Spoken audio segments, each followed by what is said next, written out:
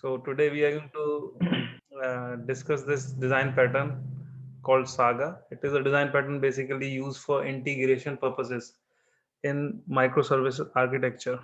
Okay, so when it is needed. Okay, so before starting when it is needed, let's just introduce it. What this basically means or what it is. It is a design pattern used in architecture, microservice architectures, where the different services can interact with each other when they want some transaction to actually transaction across multiple services. Say we'll come to that example later on. So first we'll just we are done with this introduction. Let's move on to why it is needed. Okay, it is needed when we are having multiple services where each service is having its own database. That means database is not shared across the services. Firstly, as quite implicit in the description itself, that transactions is needed across the multiple services. And lastly, when we don't want 2PC. Okay, 2PC, by 2PC mean two phase commit. uh, those who are been in this industry for some quite a long time, they must be aware of EJB and those kind of distributed system. So the issue with 2PC is two phase commit is that it is a very complex solution. And for that, for example, whoever have been a chance ever had a chance to see that implementation knows how complex that is, because first of all you need an application server for it. Normal web server won't do. Okay, something like JBoss, Glassfish, WebSphere, IBM BA, the different kind of WebLogic, different kinds of application servers were needed. As you need a JTA or a Java transaction. I don't remember exactly the name of that thing, that, but you can be sure that it was not a good solution, because when it came to the large amount of transaction, what used to do is that say service A and B are interacting or are needed to perform a task, and the whole transaction comprises of those tasks to be completed within a single transaction. So in two phase commit, what would happen is that there will be a JTA which will have two level of transaction, for preparing the transaction and then committing a transaction. So service A will perform a task and then let JTA know that it is ready for commit. And similarly, service B will perform the task and let JTA know that it is also ready for the commit. And then JTA will keep polling those services and then tell them that whenever they are up, that they can commit their counterparts. Okay, so it was kind of a failure proof, but you can say in catastrophic scenarios like network failure or something like that, it would actually not be able to handle those scenarios. Ultimately, you'll have to have some fallback mechanism to handle those failures. Okay, so it was not, uh, you can say it is not either, you can say performant nor simple. So that's why this approach is not viable today. Okay, so that's why we are going to need a different approach, and that approach can be you can say that can be managed through Saga design pattern. Okay, so three things that I mentioned here, there might be other reasons might as well, but three things are basic requirements because of which Saga is used. Transaction across multiple services, databases are not shared across those services, and 2PC is not viable. Okay, say for example problem, there's this e-commerce site, and there is a user which is placing an order. Okay, so the order service, and in normal scenario when there is a shared data, it is quite easy that there will be order module, order service, whatever you want to say it, and then it will just take the order and reduce the quantity from item from the inventory, and account service will get updated with the payment that it is received or not received. Okay, and then this whole process is comprised in a single transaction. Okay, this was a typical solution that is generally used in non-microservice based environment. Okay, but since we all know that there are several advantages to microservices, we need to have a different approach. And there then uh, for that, as I was saying, that there are databases per service. For your information, that we from in Zift have from the very beginning decided to go with this approach, databases per service design pattern. Okay, so it has several advantages, and that we as a developer can actually confirm you with our experience of over 2 years of development that it certainly is a very advantageous solution when it comes to have a independent kind of development where you are not dependent on other person. With least amount of interaction you can actually come up with your solution because you are not dependent on the databases changes in the other person's services. You are interacting with the other person through APIs only. Okay, Zift member, can anybody validate my point? Yeah, we are following. Yes. Okay, so are we all on the same page regarding the advantages of Correct. database service design pattern? Yeah. Okay. Okay, database per service design pattern. It has several other advantages as well. Uh, when it is used again, like any other service, we should be aware of when to use a design pattern. Okay, so why we need it? Okay, development time coupling is a very loose coupling that I have already mentioned. How it is easier to actually manage things. Same thing is runtime coupling. Okay, uh, your services are not interfering with other services performances. Okay, for example, say uh, as mentioned in this example, I can give another example as like there's some user service, user related data is there. Okay, and there is some other service which need users information, so we are going to take a lock on that database for the user service, and that service in itself might be taking a long time, and that means that lock will actually hamper other services which are also needing user data. In that way we are actually blocking other services. Okay, that it is runtime coupling. Okay, so that is less performant as well. Okay, single database might not satisfy the database storage and access requirements of all services. It is as we know that there are different type of data, and different kind of data needs a different kind of storage. Okay, so some data might need a faster read, some data might need faster write, some data might need transaction, some might not need transaction. Okay, so these are the kind of different requirements with different kind of data. That's why single database per service is a very advantageous solution in considering these things.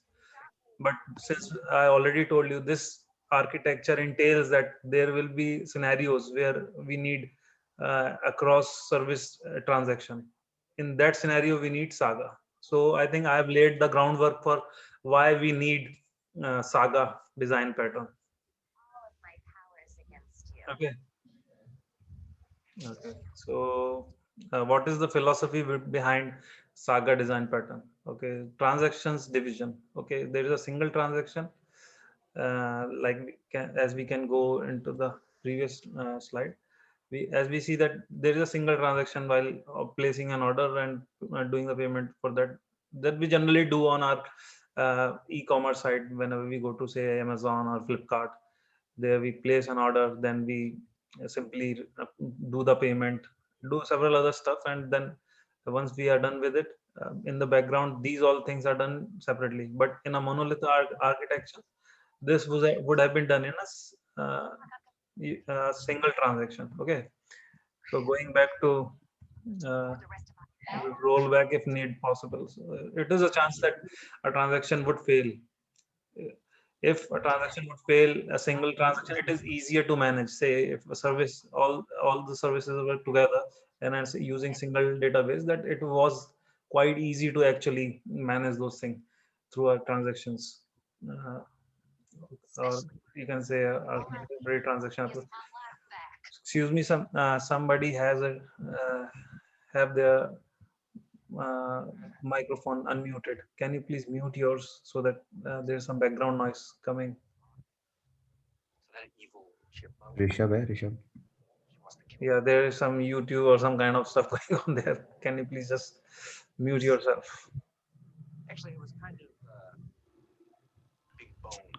Tyagi ji आप ही कर दो mute. Okay, let me just mute all. Is on just you and me. Then continue. Okay, thanks, Ronak. Okay, so what we were talking, philosophy, yeah, rollback. If in a normal scenario, it would have been easier to actually do the rollback of a failure scenario. Okay, so we'll move on to the saga pattern, the approaches that we use. First is choreography approach, and another is orchestration approach. These are the two approaches that we can categorize the saga pattern. Okay, so just briefly see what they are. Choreography, in a single line, you can say each service knows what to do. Okay, so every service in itself is aware of what to do when a failure happens, what to do when a happy scenario happens. Okay, so they are not concerned, they work independently. Okay, and then there is this orchestration service, orchestration pattern. There is a orchestrator service. All others just follow the instructions. Okay, this orchestration service knows what to do when a happy scenario happens and what to do when a failure happens. Okay, so what to do when the rollback to be performed, or what to do when everything is going fine. So this information or the logic is placed at the orchestration level. Okay, so this is the orchestrator service pattern. Okay, so example of choreography, the same example that we saw in singular approach. Here, as we can say that we have divided our microservices into data per service design first. Then we have order service, then inventory service, account service, then payment service. Okay, so what we are doing here is that we are, as you can see, these curved arrows represent actually a channel, which could be anything like a queue or anything for that purpose. So mostly, generally, people prefer a queue-based solution or topic-based solution like RabbitMQ, SQS, Kafka, etc. So that way, we are actually having this order service. It will receive an order from the actor. Then what it will do is that it will perform its own task and then move to the next when it has performed all its tasks. Okay, and ask inventory to reduce the item from inventory database. Then it will, once inventory has performed its task, it will move to the account service and let account service perform its task. And so as this cycle can go as long as we want, or how granular we want our service to be. Okay, that depends on that.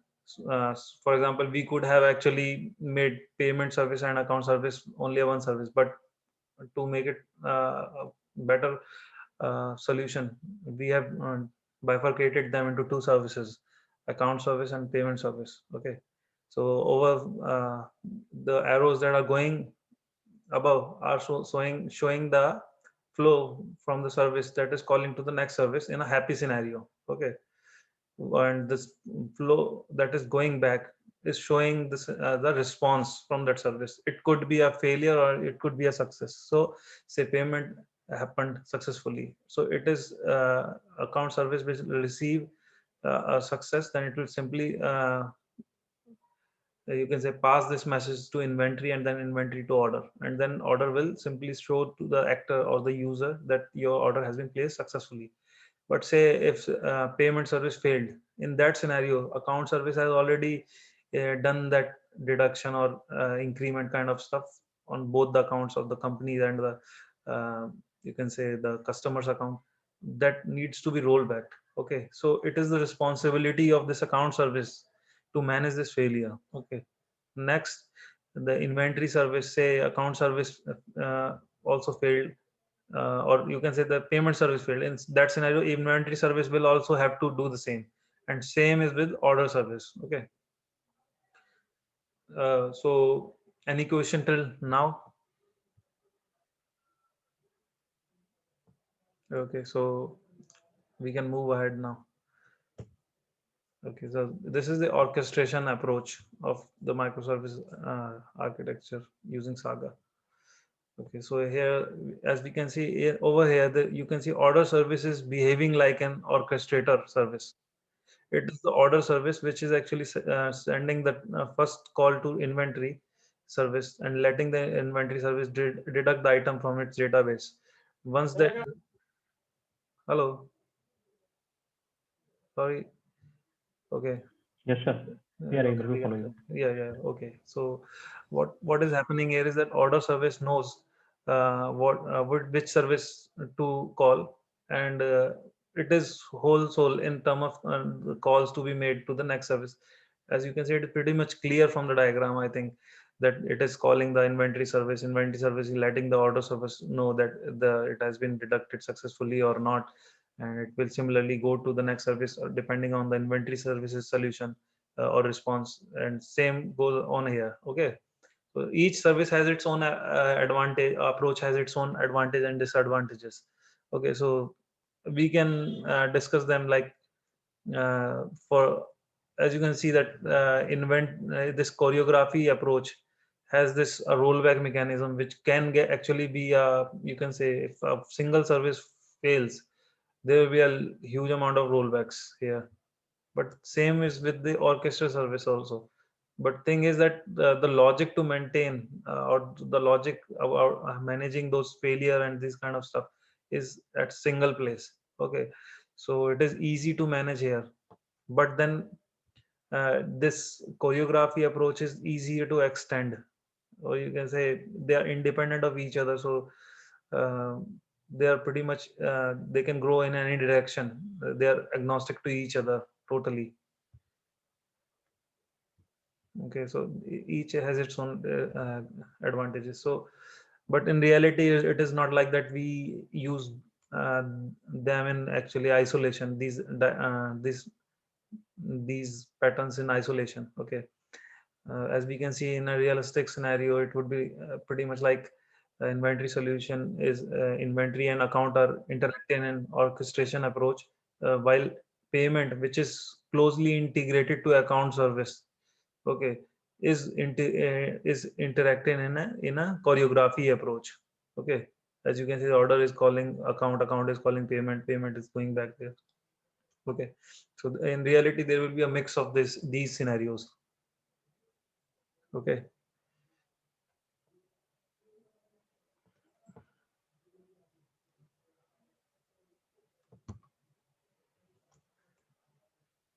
Now, things to care for while designing the.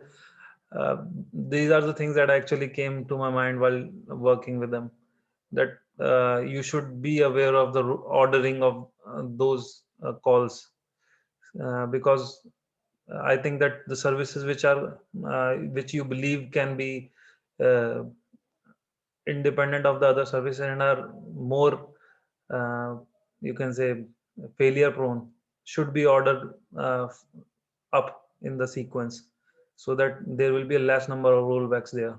Okay, second thing is the rollback action. It is the of the utmost importance that you should actually plan for a failure scenario, that there will be scenarios where the failure will happen. Okay, or most importantly, do we really need it? Okay, so before attempting to integrate this pattern into your solution, this is not a easy or a simplistic solution. As I already told you that in a singular transaction, it is quite easy and quite actually developed solutions provided by the different JPA or different ORM vendors. Okay, so this things need to be we need to be careful that do we really need it? Okay, so we need it if, okay, these are the kind of a small list that I have developed. If we need scalability, if we need high availability, if we need polyglot support, okay, etc., etc. In short, we are developing a full-fledged microservice architecture. We need it. Okay, so simple thing is that if we are going with a microservice approach, we are going to need it if we really want true microservice architecture.